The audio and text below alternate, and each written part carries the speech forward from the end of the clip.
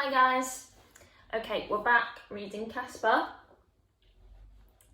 And if you remember, what happened last was that they hit an iceberg. And if you look at the iceberg here, I wonder why it's not white.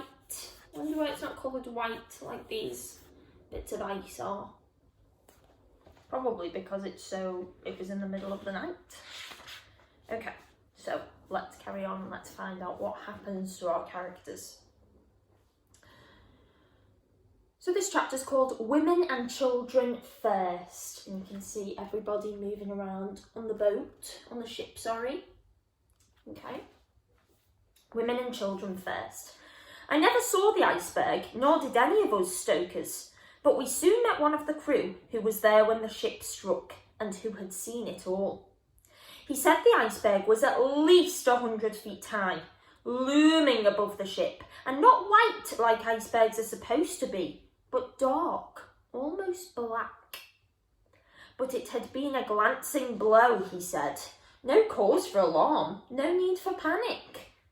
And no one was panicking. So it didn't even hit straight into it. It was just a small scrape of the iceberg. No one was rushing anywhere. By now, more and more passengers were beginning to appear on deck to find out what was happening, just as we had. I saw a couple strolling by arm in arm. They looked completely unconcerned, as if they were simply taking the air on their evening stroll. Even after the collision, like everyone on board, they clearly still accepted, as I did, the absolute assumption, and one that had after all been confirmed to me in person, of course, by Captain Smith himself, that the Titanic was unsinkable, that everything would be all right. It was when the ship began to list, and this happened quite soon, that the first doubt began to creep in. But only when I saw men and women gathering in numbers on deck and putting on their life preservers did I truly begin to understand the dreadful danger we were now in. And only then did I think of Elizabeth and Caspar in their stateroom on deck C. It took me a while to locate the right corridor, and when I did, I had some difficulty in finding my way to number 52.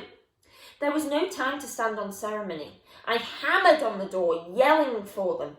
A moment or two later, Mr. Stanton was standing there in front of me, his face grey with anxiety. He was fully dressed with his life preserver already on, as were the rest of the family. They looked at me as if I'd come from another planet.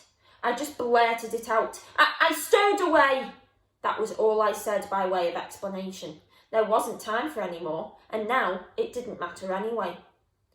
Are we sinking? Mrs. Stanton asked me. She was quite calm and controlled. I don't know, I said. I don't think so, but I think we should get out on deck. Mrs. Stanton was picking up her bag. We must take nothing with us, my dear. Mr. Stanton spoke to her very gently, but firmly, as he took it away from her. But all my precious things, my mother's necklace, my photographs, she cried. You and Elizabeth are all that is precious, he said quietly. He turned to me. Johnny, you will take care of Elizabeth. Elizabeth's hand had crept into mine. It was cold. She looked up at me, her eyes full of bewilderment. She seemed still only half awake. It was only as we were leaving the cabin that she seemed to begin to comprehend what was going on. She grabbed her father's arm suddenly. Papa, what about Caspar? We can't leave Caspar. We leave everything behind, Elizabeth, and I mean everything. Mr. Stanton spoke very firmly to her. Now follow me and stay close.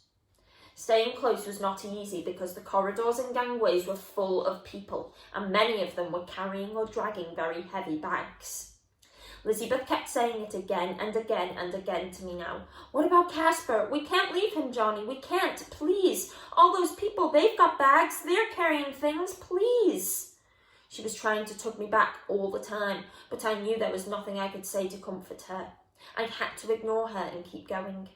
As we got up onto the boat deck and out into the cold air, I realised that the ship was listing noticeably more severely than before. I saw dozens of post bags being piled up on deck and abandoned luggage everywhere. Boats were being lowered away and the band was still playing. Everywhere people were gathered in small groups, huddling together against the cold, some with blankets around their shoulders. A few were praying aloud, but most stood in silence, waiting patiently. I recognised Mr. Lightoller, the officer we'd seen in the captain's cabin, going about the deck, organising, spreading calm as he went, and explaining to everyone that it would be women and children first, that when all the women and children were safely away in the lifeboats, then the men could leave. When he turned to Mrs. Stanton and told her it was her turn to get into one of the boats, she clung to her husband and refused. There's a picture. And if you look closely, you can see that the band are still playing music in an attempt to keep everybody calm, which seemed to be working. "I won't leave my family," she said. "We belong together, and if it's God's will, then we will die together." Mr. Stanton took her gently by the shoulders, and looking deep into her eyes, he spoke to her very softly, almost in a whisper. "You will take Elizabeth, my dear, and you will do as the officer says and go to the boat. Johnny Trot and I will come after you, I promise you. Go, my dear, go now." At that moment, Elizabeth broke free of my hand and ran for it. I knew straight away that she was going back for Caspar. I went after her at once and caught her at the top of the gangway. She struggled against me, but I held her tight. "I can't leave him," she cried. "I can't, I won't." "Elizabeth," I said, "listen to me. I must take you to the boat. It'll be gone soon. You have to go with your mother. You have to save yourself. Leave Caspar to me. I'll find him. I'll save him." She looked up at me, her eyes full of sudden hope. "You promise me?" "I promise," I told her. "And you, Johnny, what will happen to you?" "I'll be all right. There's plenty of boats," I said. When we got back to the railings, the lifeboat was nearly full and almost ready to launch, but I could see the crew were having the greatest difficulty in lowering it. With the help of Mr. Stanton and a sailor, we helped Elizabeth and her mother into the boat. So they're trying to get into the boat, and you can see it's hanging down on one side. They're not quite sure how to fully get it down into the sea, so they're struggling a little bit. But still the boat could not be lowered. One of the crew was slicing away at the rope with his knife, cursing as he did so, and swearing even louder when he dropped his knife into the sea below. There were several lifeboats in the water already and rowing away from the Titanic. I glanced towards the stern and saw it was a great deal higher than it had been before. I could feel the great ship settling ever lower into the sea. So Johnny's saying one end is really high and the other end is really low, and it's slowly tipping. I caught Elizabeth's eye then. She was willing me to do it, and to do it now. I knew that if I left it any longer, it may well be too late. I would show her there and then that I meant to keep my promise if I could. I turned to Mr. Stanton beside me. "I'm going for Caspar," I said. "I shan't be long." He shouted after me to come back, but I ignored him. By now the decks were crowded with men, all of them corralled by the crew, who had made a human cordon to keep them back as the last of the women and children were being helped into the boats. But there was no pushing, no shoving. I saw among them dozens of my fellow stokers, most of them still black with coal dust, and all unnaturally quiet. As I pushed my way through them to get back down below, one of them called out to me, "You should be in one of them boats, Johnny lad. You're only a slip of a boy. You're young enough. You've got the right." The gangway was packed with passengers trying to make their way up on deck, some of the older and more infirm still in their nightgowns. One of the sailors who was trying to help them tried to stop me going down. "You can't go. There's water coming in everywhere down there. The whole ship's flooding fast." I dodged past him. "Idiot!" he yelled after me. "You blithering idiot! You go down there and you won't come back up again." I ran on. After losing my way in the warren of corridors, I reached the right corridor on deck C, and I knew then that the sailor had been right. The seawater was ankle deep and rising all the time. And once I opened the door to number 52, I saw the carpets were already underwater. I looked around me frantically for Caspar, but couldn't see him anywhere, not at first. It was Caspar himself who told me where he was, yowling at me from the top of the wardrobe. I looked around for the picnic basket to carry him in, but I couldn't find it. I reached up and took him off the wardrobe and held him tight. But then, as I went out, I had the presence of mind to snatch a blanket off the nearest bed. All the way back along the corridor, I was wrapping Caspar up in the blanket, not against the cold, but to stop him clawing at me, for I knew that even if he wasn't frightened now, he very soon would be. But as I ran back down the corridor, I was beginning to realise that the blanket had another use, and a much more essential one too. If no luggage was being allowed in the boats, I reasoned, then they would hardly accept a cat. This was why, by the time I got back up on deck again, Caspar was well hidden deep inside the blanket, and now he was beginning to yowl. "None of your fuss, please, Caspar," I whispered to him. "Quiet now, and stay quiet. Your life could depend on it." And there's Caspar and Johnny. Caspar's all wrapped up. I pushed my way through the stokers, ducked under the cordon of crewmen, and saw to my great relief that the lifeboat was still hanging there. But then I found my way suddenly blocked by an officer in a peaked cap, who grabbed me by the shoulder. "No, you don't, lad. No men allowed in the boats until all the women and children are loaded," he said. "I can't let you on. I can't let you pass." "He's not a man," someone shouted from behind me. "He's only a kid. Can't you see?" All around me, the stokers were suddenly clamouring at him to let me through, and they began pushing angrily against the ring of sailors, desperately trying to hold them back. I could see the officer was taken by surprise at the sudden rage of the crowd, and that he was hesitating. I saw my chance. "I'm not going on the boat," I told him. "I just went to fetch a blanket. It's for a child, a friend of mine. She'll freeze to death out there without it." I still don't think he'd have let me through if Mr. Stanton hadn't come up at that moment and vouched for me. "It's all right, he's my son," he said to the officer, "and the blanket's for his sister." I was through. With Mr. Stanton holding me fast round the waist, I leaned across and handed the blanket and the miraculously silent Caspar into Mrs. Stanton's outstretched arms. "Be careful," I told her as meaningfully as I could. She knew as she was taking it from me that Caspar was inside the blanket. She hugged it to her and sat down again in the boat. I could see from the way Elizabeth was smiling up at me that she knew it too. Distress rockets were fired up into the sky, lighting the ocean all around us, lighting too the scattering of little white boats out on the open sea, each of them crammed with women and children. So here, on this lovely picture, you can see how the Titanic, this bit is well up in the air and this bit is slowly dipping deeper and deeper into the ocean. And then you can see people escaping on these lifeboats here. And this is a distress rocket going up in the sky to light up the sky so that if somebody can see it, they know that they need help. Okay.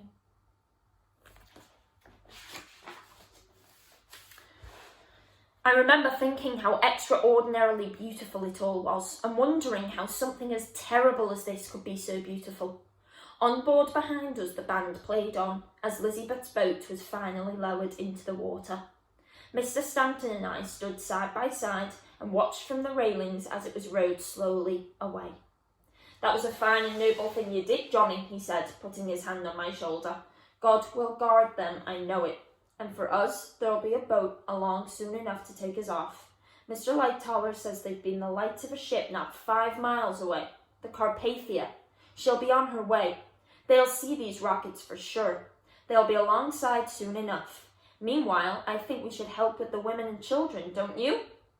That was how we busied ourselves for the next hour or so, passing the women and the children into the boats.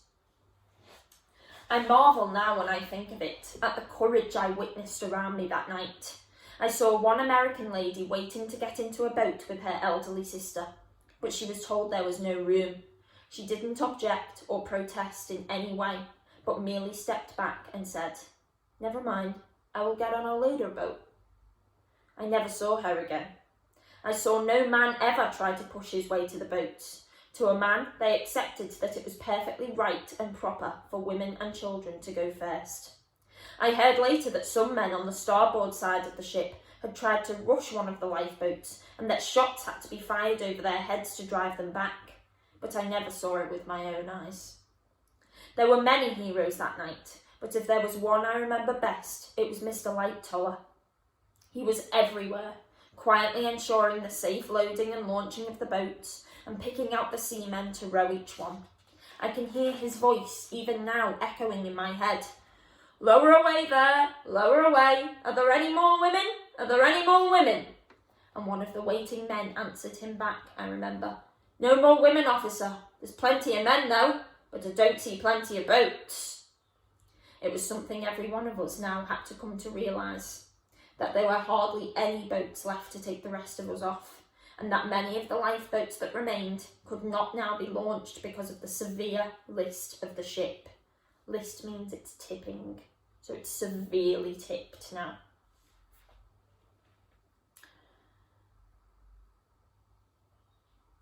When I saw the seawater come washing over the bow and rushing down the deck towards us, I knew that our chances of survival were fading fast. Like so many others, I scanned the horizon desperately for the lights of the Carpathia. We were all aware by now that she was the only ship close enough to come to our rescue, but there were no lights at all to be seen. The Titanic was sinking fast, and we knew now we were going down with her. With every minute that passed, now the list to port was telling us the end was near. The deck was at such an angle that it was well nigh impossible to keep our footing. We heard Mr. Lightoller's voice ringing out, "All passengers to the starboard side!" And here they are trying to hold on as the ship tips. So that's where Mr. Stanton and I went, slipping and sliding, clutching at each other for support, until we reached the rail on the starboard side and clung on. Here we looked out at the sea and waited silently for our end. There was nothing more to be done. "I should like to say," Mr. Stanton said, his hand resting on my shoulder, "that if I am to die tonight, and I cannot die with my family, then I'd rather die in your company than any other. You're a fine young man, Johnny Trot." "Will the sea be cold?" I asked him. "I fear so," he replied, "but don't worry, that's all to the good. It will all be over very quickly for us both." And there's a picture of them, watching as men fall in. How brave they are. Okay, we're on to the next chapter. Good luck and God bless you. Okay, and this is the first picture we get. So of the Titanic crashing into the water. It was our blessed good fortune that Mr. Stanton and I were there on the boat deck at the time the last boat was being lowered. It was not one of the large wooden lifeboats, they were all gone by now, but one of the boats with canvas sides, some 20 or more feet long, with a rounded hull. This one was stored below a funnel, and there were some men trying to manhandle it down onto the deck, a couple of crew among them. Only one of them was shouting at us. "This is the only boat left, this is our only chance, we need more hands here." Wading through water that was waist high by now, Mr. Stanton and I and a dozen other men did all we could to help them heave the boat up and over the rail. All of us knew this was our last hope.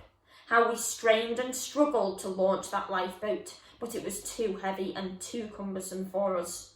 There weren't enough of us, and we were very soon exhausted by our efforts. We couldn't do it. The Titanic was groaning and gasping all about us. She was going down at the bow fast. I looked up to see a great wave come rolling along the decks towards us. A lucky wave, as it turned out. It swept the lifeboat overboard and we went with it. The shock of the ice-cold sea drove all the breath from my body and left me gasping for breath. I remember trying to swim frantically away from the ship and then looking back and seeing one of the huge funnels breaking away and falling down on top of me, toppling like a giant tree. As it hit the water, I felt myself sucked under and swirled away downwards into a whirlpool of such power I was sure it would take me to the bottom with the ship. All I could do was to keep my mouth pursed tight shut and my eyes wide open. Suddenly I saw Mr. Stanton above me, his feet caught in a rope. He was kicking and struggling to break free. Then, miraculously, I was released from the whirlpool and found I could swim up towards him. I managed to free him from the rope, and together we swam hard for the surface, for the light. How deep we were by now, I had no idea. All I knew was that I had to swim with all my strength and not to breathe, not to open my mouth. What I learned that night was what every drowning man learns before he dies, that in the end he has to open his mouth and try to breathe. That is how he drowns. When at last I had to take a breath, the sea rushed in and choked me, but at that very moment I broke the surface, spluttering, coughing the water out of my lungs. Mr. Stanton was in the water nearby, calling for me. We saw the upturned lifeboat nearby and swam towards it. There were bodies floating in the water, hundreds of them. The cold was cramping my legs, sapping what little strength I still had. If I didn't reach the boat, if I didn't get out of the water, and soon, I would be as lifeless as those bodies all around me. I swam for my life. There were other survivors clambering onto it when we got there, and I couldn't see how there'd be room for us as well. But helping hands hauled us both up out of the sea, and we joined them there, half standing, half lying back against the upturned hull of the lifeboat and clinging to one another for dear life. Only then did I really begin to take in the horrors of the tragedy I had been living through. The shrieks and cries of the drowning were all around me. I caught my last sight of the great Titanic, her stern almost vertical, slipping down into the sea. When she was gone, we were left only with the debris of this dreadful disaster, strewn all around the ocean, and those terrible, terrible cries that went on and on. And there were swimmers in the sea all around us, every one of them, it seemed, heading our way. Very soon we were swamped with them, and we were turning them away, yelling at any others who came near, but there was no room. And that was true. Horribly true. And there's a picture. You can see Johnny, and they're all trying to get into the boat. And you can see the Titanic in the background there. Great picture.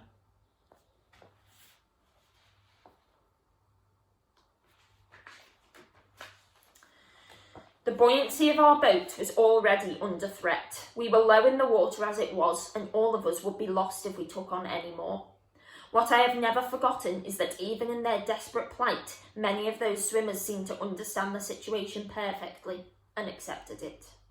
One of them, and I recognised him as one of the stokers I'd worked alongside, said to us, his voice shaking with cold, "All right then, lads, good luck, and God bless you."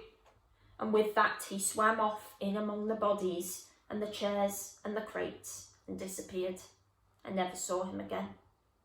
I will carry to the grave the guilt of what we did to that man and to so many others. Like so many survivors, I have lived through that night, out on the open ocean in my dreams again and again and again. Mr. Stanton and I did not talk much, each of us too busy with our own doubts and dreads, too busy just surviving. But side by side, we endured together. I know that for me it was memories that kept me going. I think I relived most of my life that night. Harry the cockroach in his matchbox, the Countess Kandinsky sweeping into the Savoy in her ostrich feather hat, taking her bows at the opera that night. Caspar curled up on her piano as she sang, Lizabeth beaming up at me as she fed him his liver, Lizabeth on the roof at the Savoy, Lizabeth and her mother in the lifeboat with Caspar hidden in his blanket. Around us the ocean was silent and empty now. There were no more cries for help, no more last messages to mother, no more appeals to God. We looked, and we never stopped looking, for the lights of a ship on the horizon that might bring us some hope of rescue. Our lifeboat had floated away from all the others by now, and from all the wreckage that had littered the ocean. We were quite alone and quite helpless. From time to time, one of our number, there were about 30 of us I think, said the Lord's Prayer, but for the most part we were silent. The growing fear for all of us as the night passed was the sea itself. At the time the ship went down, the ocean was completely calm, just as it had been ever since we left Southampton. But now all of us could feel that a swell was building, and we all knew that if the waves worsened, our fragile craft would be bound to sink beneath us. Sleep too was a danger. Already one of the older passengers had simply fallen asleep and slipped into the sea. He went down without a struggle. I saw him go, and I knew then that very soon I would be going the same way. I wasn't afraid of dying, not anymore. I just wanted to get it over with. Often I felt coming over me an irresistible wish to surrender myself to sleep, only for Mr. Stanton to shake me back to my senses.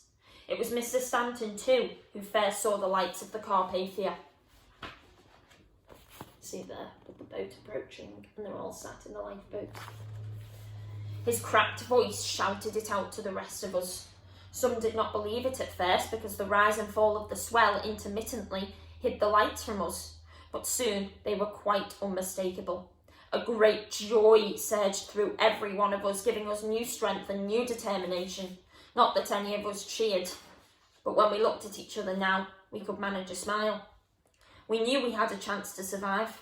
Those lights of hope, lights of life, for that's what they were for us, drove away the darkness of our despair and the agony of the cold too. Mr. Stanton's arm came round my shoulder. I knew he must be hoping what I was hoping for, that his wife and his daughter and Caspar might be there on the Carpathia and safe. We did not know it at the time, but we were the last survivors to be picked up by the Carpathia. I went up the rope ladder ahead of Mr. Stanton. My legs were so weak that I wondered often as I climbed whether I would make it or not. I could see that my hands were gripping the ladder, but I couldn't feel them. It wasn't strength that got me up that ladder. It was nothing but the will to live. Then, with Mr. Stanton and all the others from the lifeboat, we were all taken below into the warm, given dry clothes and swathed in blankets. We sat there drinking warm, sweet tea. It had been my favourite. It has been my favourite drink ever since. And there's a picture of the survivors. Okay, that's all we're going to read up to for now. Okay. I will see you soon. Bye.